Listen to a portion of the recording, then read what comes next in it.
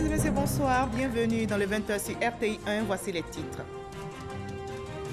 Le président de la République, Alassane Ouattara, a pris part ce matin au Togo à la célébration du 45e anniversaire de la BOAD, la Banque ouest-africaine de développement. En marge de l'événement, le président ivoirien, président en exercice de l'UEMOA, a participé au forum régional de haut niveau sur les énergies solaires.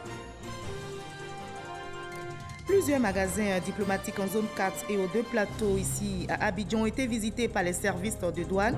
Une visite inopinée pour s'assurer que le fonctionnement de ces structures est conforme à la loi et que leurs responsables respectent les engagements souscrits. Mais des fraudes ont été constatées par les services de douane.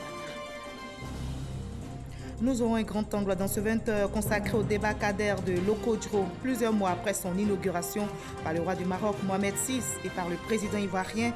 Comment se présentent les activités du débarcadère améliorées? Des mareyeuses et pêcheurs hésitent encore à se rendre sur le nouveau site. L'on est donc loin des prévisions. Enfin, à Madagascar, l'Union européenne dénonce des achats de vote lors de l'élection présidentielle. Selon la mission d'observation de l'UE, 5 candidats ont commis des infractions en distribuant de l'argent à leurs partisans. Ravi de vous retrouver. Bienvenue sur RTI 1.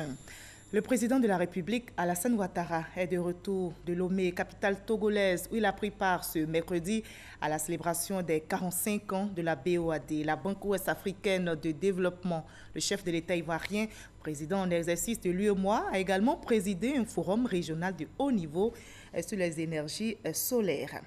Et justement, les activités marquant les 45 ans de la BOAD dans la capitale togolaise, Lomé, ont commencé donc ce mercredi avec le forum sur l'énergie solaire. Le président ivoirien a fait une adresse au cours de laquelle il a partagé la politique énergétique de la Côte d'Ivoire qui compte passer à un dispositif de 4000 MW, mais surtout son ambition de faire de l'électricité pour tous les Ivoiriens une réalité. Adam Koné, envoyé spécial au Togo. L'éclat de la lumière des 45 bougies de la Banque ouest-africaine de développement BOAD, renforcée par l'expérience ivoirienne en matière d'électricité. Ouvrant les travaux marquant les 45 ans de la BOAD à Lomé, le chef de l'État Alassane Ouattara, fortement ovationné lorsqu'il fait la lumière sur la politique ivoirienne de l'énergie. Au niveau de l'accessibilité, ceci est essentiel pour la population. Nous avons mis en place un programme qui s'appelle le programme Électricité pour tous, PEPT, dont l'objectif est de permettre aux populations à faible revenu d'avoir de l'électricité à domicile. Parce que, voyez-vous, le problème est le branchement, qui coûte en général 150 000 francs, en tout cas en Côte d'Ivoire.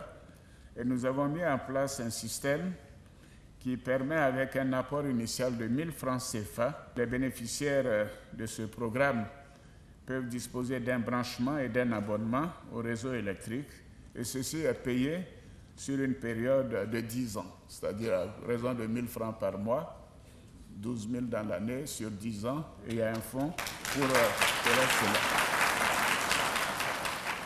À ce jour, ce programme compte 400 000 bénéficiaires et l'objectif est d'atteindre plus d'1 million de bénéficiaires sur les 3 prochaines années. Et j'ajoute que nous avons également pris l'engagement que d'ici fin 2019, tous les villages de plus de 500 habitants en Côte d'Ivoire seront électrifiés.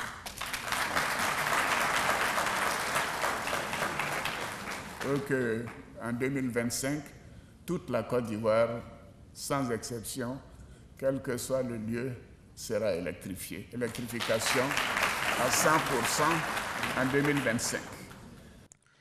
L'expérience ivoirienne, selon le président Ouattara, peut nourrir les 2 jours de réflexion des experts. De fait, le forum associé aux festivités des 45 ans est baptisé « Énergie solaire dans l'économie des pays de l'UEMOA, état des lieux, enjeux et politique ». Un sujet qui synthétise bien des défis. La conférence des chefs d'État et de gouvernement de l'Union a adopté en 2009 l'initiative régionale pour l'énergie durable, l'IRED. À travers ces orientations, l'instance communautaire exhortait en effet à faire passer le taux d'électrification de 30% en 2008 à 80% en 2020, puis à 100% en 2030, à réduire sensiblement le prix moyen de l'électricité dans l'espace communautaire, à faire passer dans le parc de production la part des énergies renouvelables et durables, dont le solaire, de 36% en 2008 à 82% en 2030. Aujourd'hui, moins de la moitié de nos compatriotes ont accès à l'électricité. Et je trouve que cela est une honte. Et beaucoup n'y ont qu'un accès limité. En outre, voyez-vous, les 48 pays d'Afrique subsaharienne, avec une population combinée d'environ 800 millions d'habitants, génèrent à peu près la même quantité d'électricité que l'Espagne, qui a une population de 45 millions d'habitants. Pourtant, le gisement solaire ouest-africain est important. Plus de 3000 heures d'ensoleillement annuel, soit 5 à 10 heures de soleil par jour en moyenne. Un potentiel à capitaliser. Les pays de l'UEMOA doivent investir massivement dans le secteur de l'énergie. Cela est une priorité. En effet, la diversification et l'industrialisation de nos économies, à travers notamment la transformation de nos matières premières, passe impérativement par l'accroissement de nos capacités de production électrique. Cependant, cela devra se faire en prenant en compte deux principaux facteurs, notamment les engagements que nous avons pris librement lors de la conférence de la COP21 sur le climat et deuxièmement, le coût, bien sûr, de production de l'électricité. Le forum s'achève ce jeudi. Pour sa part, le gouverneur de la Banque centrale des États de l'Afrique de l'Ouest, BCAO, Tiemoko Meiliet Kone, a salué les résultats obtenus par la BOAD. Plus de 5 200 milliards de francs CFA engloutis dans 1107 projets en 45 ans. Aujourd'hui, il est demandé à la BOAD de mobiliser plus de ressources à faible coût pour accompagner le développement des 8 pays membres. Sur place ici à Abidjan, les services des douanes s'activent sur le terrain contre la fraude.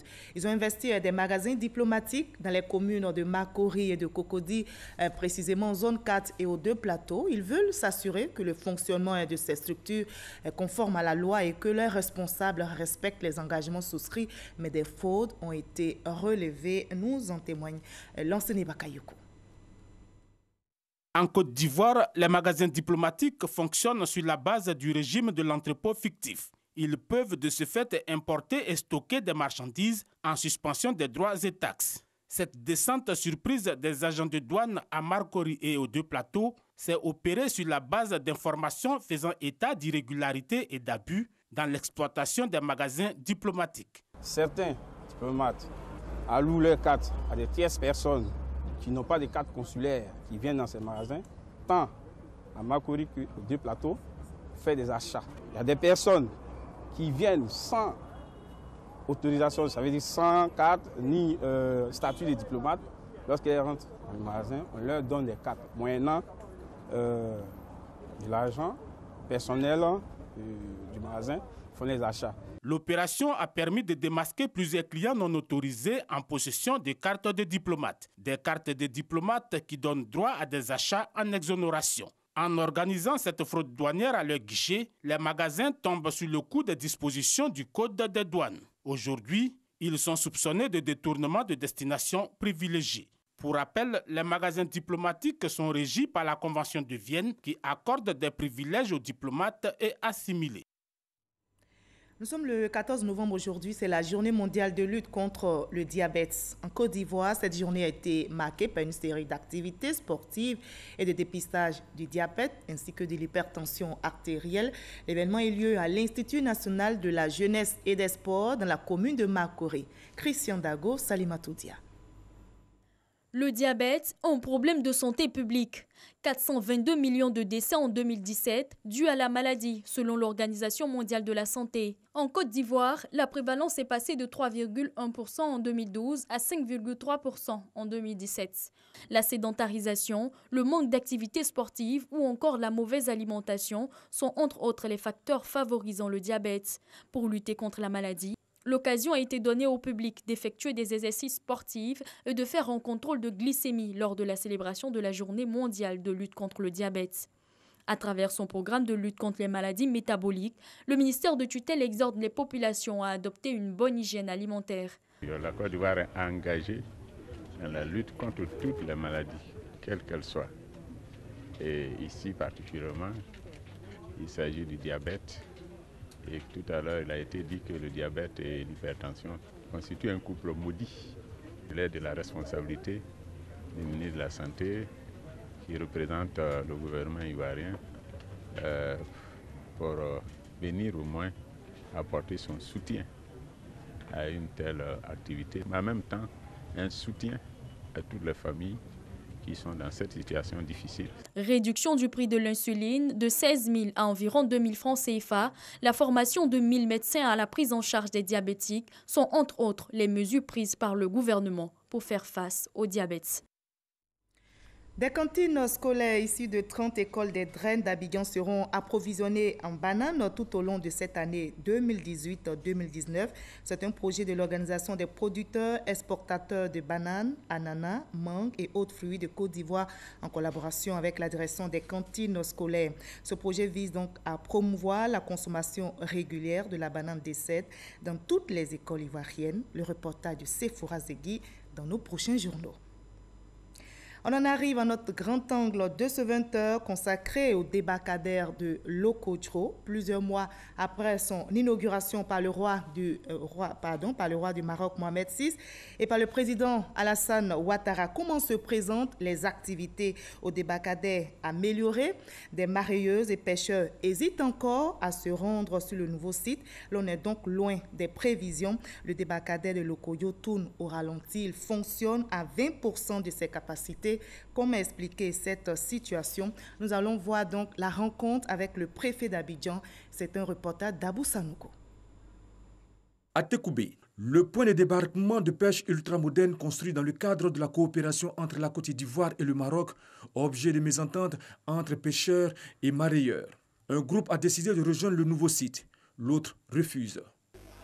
Nous, on veut rester à Bobo-Dioumé. On ne veut pas partir à Lokodjo. Là-bas ne nous arrange pas. Nous voulons rester à Bobo-Dioumé ici. Nous demandons aujourd'hui que tout le monde vienne là.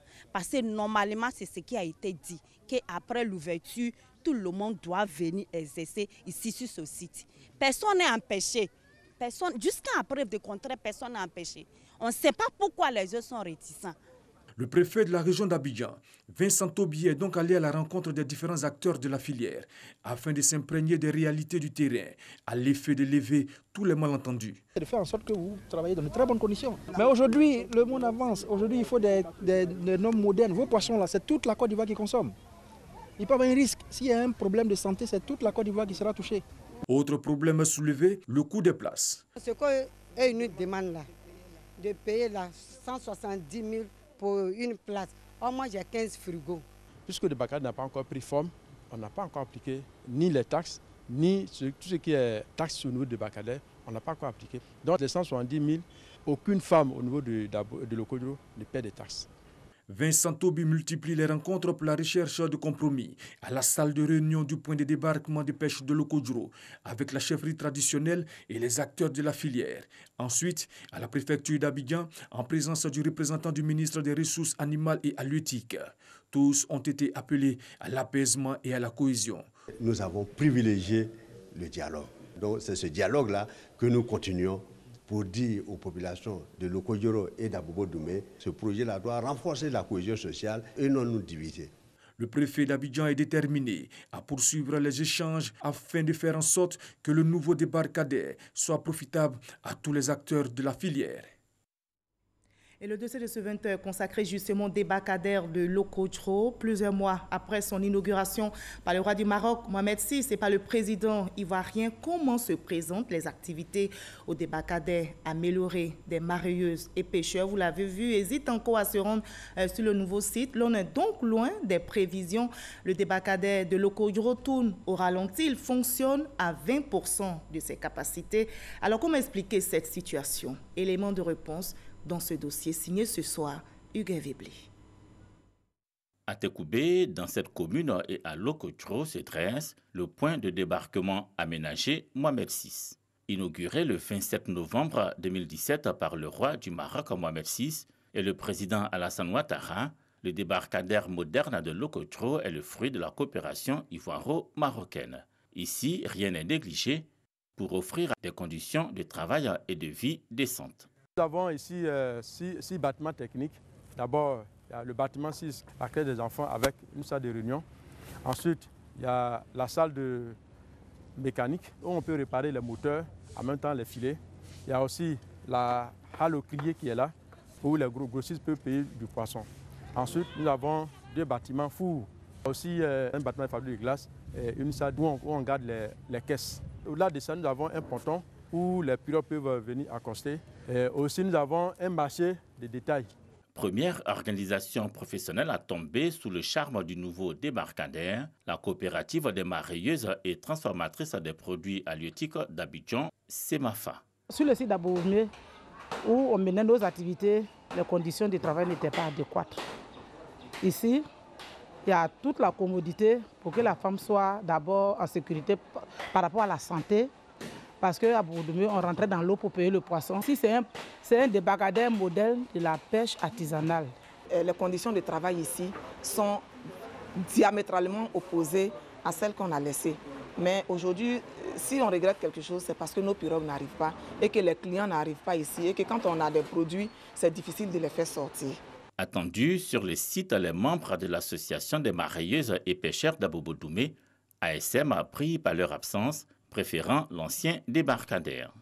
Il y a 2 groupes. La présidente de là-bas est partie avec ses membres et nous sommes restés ici avec nous, notre présidente. Et j'ai dit comme ça qu'on ne peut pas aller là-bas parce que c'est 2 villages. On ne peut pas prendre le marché d'Abobo-Doumé pour donner à Loko-Djro. Loko-Djro a son marché. On vous dit que ici, c'est pas propre, ici, c'est pas moderne. Ici, ça fait 30 ans. C'est maintenant qu'on a confié un débarcadère qui est né hier et qu'on va dire qu'ici est sale.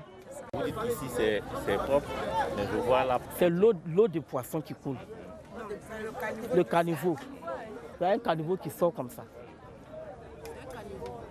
Quand il pleut, quand l'eau quitte là-bas, ça sort en bas du pont là, et puis ça vient ici. On ne peut pas contenir même ce débarcadère parce que nous sommes nombreux ici. Donc le problème, c'est parce que vous êtes nombreux? Oui, on est nombreux. On ne peut pas contenir ce débarcadère. La première dame qui est intervenue qui dit que c'est une affaire de village. Chaque village doit avoir son marché. Vous vous dites que le souci, c'est parce que vous êtes nombreuses. Finalement, qu'est-ce qu'on retient? Ce n'est pas une affaire du village. Actuellement, on ne parle pas affaire du village. On parle de nous, les femmes. On est nombreuses. On ne peut pas contenir ce marché. Bâti sur 1,4 hectares, sur les bords de la lagune ébriée, le débarcadère moderne de Loko-Djro a coûté environ 2,6 milliards de francs CFA.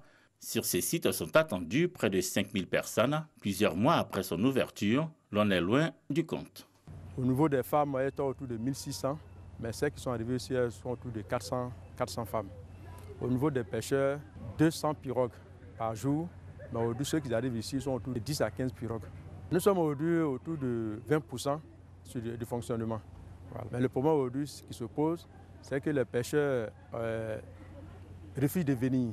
Les pêcheurs évoquent l'absence de gare lagunaire, de marché potentiel comme à Abobo-Doumé et les tracasseries de la police maritime. Tous ces éléments-là ne sont pas vraiment fondés. Sur le pont lagunaire, c'est vrai qu'il n'y a pas de point lagunaire, mais bientôt, il y aura des points lagunaires ici, mais le marché est ouvert à tout le monde. Et tous ceux qui peuvent venir payer du poisson, le marché est ouvert. Et il y a de l'espace pour accueillir les femmes ici, tous les pêcheurs ici. En attendant, du 28 mai au 31 octobre 2018, ce sont 13 vedettes qui ont débarqué leur cargaison, estimée à 141 745 kg, sur le débarcadère aménagé Mohamed VI. Dans la même période, 77 pirogues ont, elles, débarqué, plus de 364 000 kg de produits halieutiques. À Loko-Djro, on ne perd pas l'espoir de voir les débarquements se renforcer, surtout de voir tout le monde rassemblé ici. Ce projet était venu, il était venu pour être fait à Bourdoumé. Mais malheureusement, il n'a pas été accepté des villageois et il a été délocalisé ici. Le roi et le président de la République l'ont fait pour que les acteurs puissent travailler en paix, pour qu'ils puissent travailler dans des conditions décentes, pour qu'ils puissent avoir des améliorations dans les revenus. Et c'est un projet qui est fait pour tout le monde. Je pense que nos soeurs de l'autre côté doivent le comprendre. Moi, je pense que ça dépend du président de la République. Ça dépend de l'État de Côte d'Ivoire. Parce que le débarcadère a été offert aux femmes par l'État de Côte d'Ivoire. Nous ne sommes pas au-dessus de la loi. C'est la Côte d'Ivoire qui a construit le débarcadère pour dire que les femmes, il faut que la condition du travail des femmes soit améliorée. Il faut vraiment une politique de concertation entre les pêcheurs, les villageois. Il faut que le politique s'implique. Il faut que tous les ministres qui sont concernés par ce débarcadère soient impliqués. La mairie aussi d'Abodjoumé et d'Atchoubé aussi soit impliquée. Il faut vraiment une réunion à haut niveau pour que vraiment ces problèmes soient réglés. Au débarcadère moderne de Lokodjo vont bientôt s'ajouter celui de Grand Laou en attente d'inauguration et celui prévu à Grand Bassam, toujours avec le soutien du Royaume du Maroc. La pêche artisanale en Côte d'Ivoire est animée par 11 000 pêcheurs. On compte 1608 pirogues et 105 sites de débarquement pour une production totale estimée à plus de 40 000 tonnes. Selon le ministère des Ressources animales et halieutiques, on dénombre dans le milieu de la pêche artisanale environ 70 000 emplois directs et 400 000 emplois indirects. Voilà, de Lokodjo, rendons-nous dans la ville historique de Grand Bassam, où des planteurs, des chercheurs, des industriels et des encadreurs sont en conclave. Ils veulent apporter des réponses radicales à l'avancée des chenilles qui menacent les productions. Leur objectif est donc de lever toute menace sérieuse sur l'agriculture ivoirienne et par conséquent sur la sécurité alimentaire. Lansene Bakayoko. C'est un ennemi planétaire devenu aujourd'hui une vraie menace pour l'agriculture ivoirienne, notamment celle du maïs. Ce sont les chenilles légionnaires d'automne capables de provoquer des pertes de récoltes pouvant atteindre les 100%. Ces ravageurs issus de larves de papillons particulièrement nuisibles, apparus en Côte d'Ivoire en 2016, sont aussi capables de dévorer le riz, le mil, le sorgho, la canne à sucre, le coton ainsi que les fruits secs. D'où la nécessité de mettre en place au plus tôt des moyens efficaces pour y faire face. Nous avons au niveau du comité d'homologation des pesticides de Côte d'Ivoire homologué des produits qui permettent de lutter contre la chenille légionnaire d'automne. Et ces produits sont disponibles chez les revendeurs, chez les distributeurs à l'intérieur du pays. Mais l'insecte présente une grande résistance aux produits phytosanitaires et est à même de se propager à une vitesse vertigineuse. Pour échapper aux pesticides, en effet, les chenilles légionnaires descendent dans le sol pour se mettre à l'abri. Les chercheurs disent qu'avec la terre, elles se fabriquent un cocon protecteur qui leur permet d'avancer, comme dans des galeries souterraines. D'autres systèmes d'alerte précoce doivent donc être expérimentés. Au niveau des chercheurs, il y a des solutions qui sont en train d'être conduites, notamment la lutte agronomique, la lutte biologique aussi, qui vont être mis à la disposition des producteurs pour que cette lutte soit beaucoup plus efficace. En 2018, l'Organisation des Nations Unies pour l'alimentation et l'agriculture, FAO, a lancé un guide complet afin de lutter de manière intégrée contre le ravageur. Ce bouquin, basé sur l'apprentissage et conçu pour les champs-écoles des producteurs, est rempli de conseils pratiques. Le siège de l'UNESCO à Paris abrite le 13e forum sur la gouvernance de l'Internet. De nombreux internautes, des membres du gouvernement ainsi que des chefs d'entreprise y prennent part. Le ministre de la Communication, Sidi Touré, conduit la délégation ivoirienne. Ce forum est un cadre d'échange sur la problématique de l'usage d'Internet. Mamadou Kouassi, depuis Paris. Internet est devenu depuis quelques décennies incontournable dans les formations. Mais cet outil est utilisé à d'autres fins par certains internautes. L'on le constate avec les fake news et le message de propagande de la violence. Les exemples sont multiples dans chaque endroit de la planète. Quelles dispositions pour faire face à cette situation? Et pour répondre à cette problématique, la France accueille le 13e forum de la gouvernance de l'Internet. Une rencontre qui réunit les spécialistes d'Internet venus des 4 coins du monde. Tout ceci autour du thème Internet de la confiance. Le président de la République de la France, Emmanuel Macron, est revenu sur les dangers liés à Internet qui constituent une menace pour la démocratie. Il souhaite une coopération des États du monde et surtout une co-régulation de l'Internet. Il nous faut donc construire par la régulation cette voie nouvelle où les États, avec les acteurs de l'Internet, les sociétés civiles, l'ensemble des acteurs, Internet constitue un formidable vecteur d'accès au savoir, mais le paradoxe, c'est qu'aujourd'hui, il est devenu l'espace privilégié de la désinformation, de la rumeur, avec le risque que demain, l'évolution technologique ne rende indétectable une image truquée ou une vidéo tronquée. Il m'a été donné de voir, là où je suis, les nouveaux mécanismes, grâce à l'intelligence artificielle, qui permettent de totalement falsifier un discours ou ce qui apparaît aujourd'hui comme une trace de prononcé. Et donc il nous faut des tiers de confiance. Il nous faut travailler ensemble sur le statut de la preuve, du fait, de la vérité dans Internet. Et il nous faut consolider les tiers de confiance démocratiques que sont en particulier les journalistes. C'est à tel point qu'aujourd'hui, si nous voulons restaurer cette confiance, nous devons prendre des décisions bien plus radicales que celles prises jusqu'alors. Emmanuel Macron invite également tous les acteurs à l'Union pour barrer la route à ceux qui veulent redéfinir le rôle de l'Internet. L'anonymat que procure Internet doit continuer à permettre la liberté d'expression, là où celle-ci est parfois étouffée. Mais il ne doit pas permettre à des criminels ou des terroristes d'échapper aux poursuites. Il nous faudra donc trouver les voies d'une coopération judiciaire efficace pour lever cet anonymat et rechercher des preuves électroniques lorsqu'elles existent. Présent à cette rencontre, le ministre de la Communication et des Médias, Sidi Touré, salue cette décision du président français. Il soutient qu'en Côte d'Ivoire, des dispositions sont prises pour le bon usage d'Internet, surtout pour les médias. Il était essentiel pour nous de nous prémunir à l'avance, de mener la réflexion qui pourra nous permettre de nous sauvegarder notre écosystème de la communication des médias, mais surtout sauvegarder les intérêts de notre pays face à cet outil qui est aujourd'hui incontournable, mais qui peut être néfaste quand il est mal utilisé. Le 13e forum de la gouvernance d'Internet qui se tient au siège de l'UNESCO à Paris s'inscrit dans le cadre de Paris Digital Week et du Forum de Paris sur la paix qui se tiennent actuellement dans la capitale française. Retour en Côte d'Ivoire, nous prenons cette fois-ci la direction de la région du Go, où le coordinateur régional du mouvement Génération Gagnante a été investi. Il s'agit du tout nouveau maire élu de la ville de Gagnoa, son nom Issouf Diabaté. On en sait plus avec Noël Nyagno. Stade Biakaboda de Gagnoa, samedi 10 novembre. Pour un coup d'essai, on peut affirmer que ce fut un coup de maître au regard de la mobilisation pour un mouvement à peine sorti du berceau. Le stade a fait le plein, pas pour un derby footballistique, mais pour être les témoins de cette grande première, le lancement du mouvement baptisé Génération Gagnante.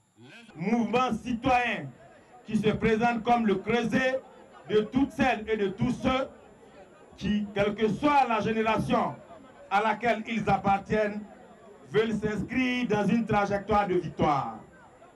Pour cette trajectoire de victoire, le public nombreux et varié, de tout âge et de toutes conditions socio-économiques, n'a pas voulu se faire compter l'événement. Donner à leur maire une nouvelle casquette, celle de coordonnateur départemental du mouvement Génération Gagnante. Une charge qu'il prend l'engagement d'assumer avec responsabilité. Je m'engage à poursuivre les objectifs de GG en soutenant les dynamiques de promotion d'un développement durable, inclusif, d'une transformation sociale et d'une émancipation de la personne humaine de Gagnoa. Pour l'heure, il faut lever tout équivoque afin que chacun sache à quoi s'en tenir en adhérant à Génération Gagnante. Que notre boussole reste le chef de l'État, son Excellence Alassane Ouattara. Et le référent de GG sera la personne compétente qu'il voudra bien nous présenter. GG, c'est le prolongement de l'action gouvernementale. GG, c'est le soutien au gouvernement. GG, c'est les gagneurs. Et quand ton pays gagne, tu dois gagner. Point final de cette journée de lancement, l'inauguration du siège du mouvement. Une façon de prendre véritablement pied dans la capitale du Go à travers ce lieu de rassemblement et d'échange, a indiqué le président du mouvement, Diaby Lanciné, par ailleurs directeur général du FER, Fonds d'entretien routier de Côte d'Ivoire. Voilà, le ministère de la Solidarité, de la Cohésion sociale et de la lutte contre la pauvreté informe les populations que la célébration officielle de la 22e édition de la Journée nationale de la paix aura lieu ce jeudi 15 novembre à 14 h à la place publique de Dabou. Thème de cette journée, la paix pour un développement harmonieux et durable. en Côte d'Ivoire. Le Conseil supérieur des imams de Côte d'Ivoire, COSIM, a prononcé un point de presse à son siège situé à la grande mosquée de Trècheville sur la célébration de la fête du Maoulid, fête prévue donc ce lundi. Cette fête commémore la naissance du prophète de l'islam, le prophète Mahomet. Pour terminer, retenons qu'à Madagascar, l'Union européenne dénonce des achats de vote lors de l'élection présidentielle. Selon la mission d'observation de l'UE, 5 candidats ont commis des infractions en distribuant de l'argent à leurs partisans. Fin de ce 20h. Merci à vous tous de votre aimable attention. Je vous retrouve avec le même plaisir demain à la même heure.